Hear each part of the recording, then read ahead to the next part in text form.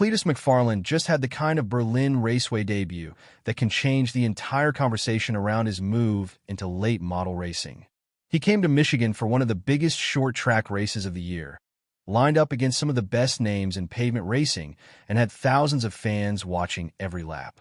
But with the race winding down, everything suddenly went wrong. Cleetus ended up collecting another car before his night came to a painful end with heavy damage. And the crazy part is this happened while the race leader was coming up to lap him. So, how did Cleetus go from simply trying to survive his first super late model start to ending the night with a badly damaged race car? And what does this result actually mean for his next race at Berlin? You need to see how this entire night unfolded. So, make sure you watch all the way to the end. Before the crash ever happened, Cleetus already had a difficult challenge in front of him. The Tecton 250 at Berlin Raceway was a 250-lap event, paying $40,000 to the winner, and the field was packed with serious short-track talent. This wasn't just another local late-model race. Carson Hocevar was there. Ty Majeski was there. Bubba Pard was there. Evan Shotko was there. Tristan McCoo was there, and Cleetus was stepping into that environment for his super late model debut. Even before the race, the excitement around his Berlin appearance was huge. Carson Hocevar and Eric Jones had previously talked about what Cleetus was bringing to short-track racing, with Jones calling the impact pretty astronomical when discussing the crowds and energy surrounding him. And Cleetus had a tough start to the night. In the first practice session, he actually showed some speed, posting the 13th fastest time out of 27 cars. His 366-second lap put him ahead of several experienced competitors. And for a driver making his first super late model start at Berlin, that was a respectable opening. But qualifying told a different story. Cleetus turned to 510-second lap, which put him 22nd in the field. That meant he would have a lot of cars to work through if he wanted to make his way toward the front during a 250-lap race. He had to manage the car, the tires, the traffic, and a track that gives drivers very little room for mistakes. Berlin Raceway is only 438 miles around, so everything happens extremely quickly. But while the leaders were fighting for the victory, Cleetus was dealing with an entirely different problem.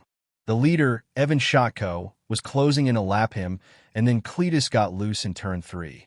The car snapped around and Cleetus spun down the racetrack. His car collected Keith Herp's number 18 machine, and the contact caused major damage to both cars. According to the race report, the crash tore apart the nose of Cleetus' car and damaged the right side of Herp's machine.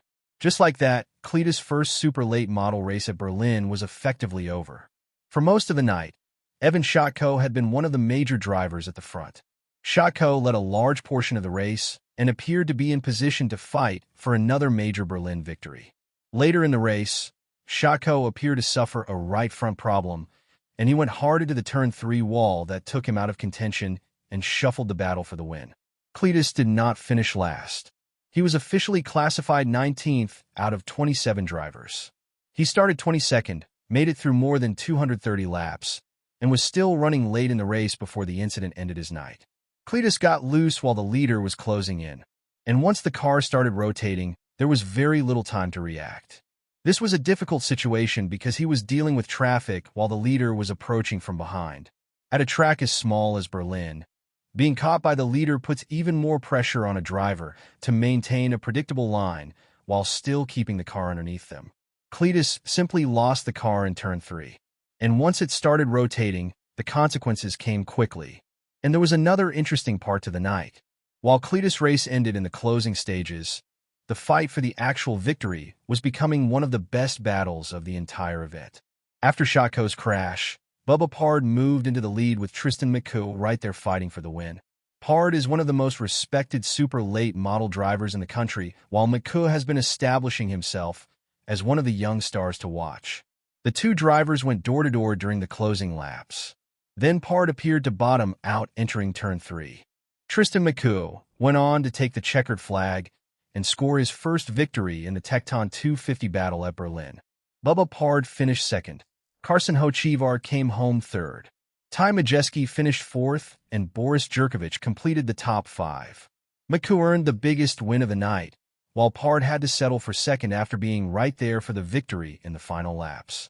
And that puts Cleetus' 19th place finish into perspective. Was it the debut he wanted? Obviously not. He came to Berlin with enormous attention around him, and nobody wants their first major super late model race to end with the nose of their car torn apart.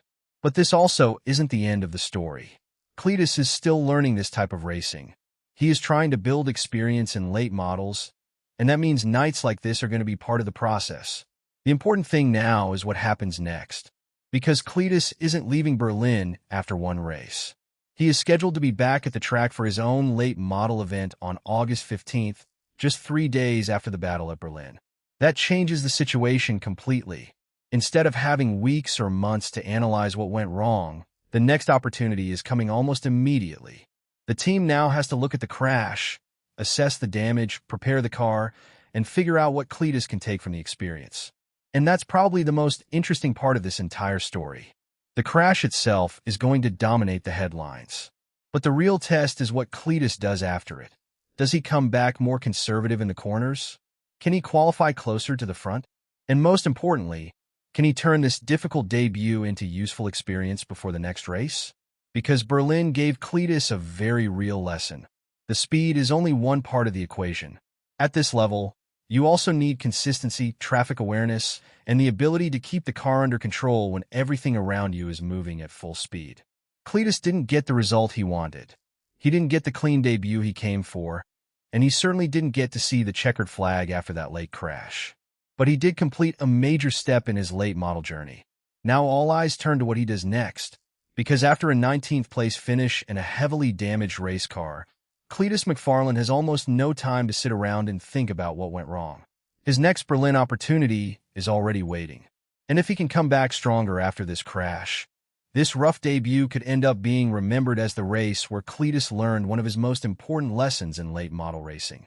What do you think? Was this simply part of the learning process? Or did Cleetus show that he still has a lot of work to do before he can consistently compete with the top super late model drivers? Let me know your thoughts in the comments. And if you want the latest updates on Cleetus McFarland, NASCAR, and everything happening across the racing world, make sure you subscribe to NASCAR Nation News because after what happened at Berlin, the next race could be very interesting.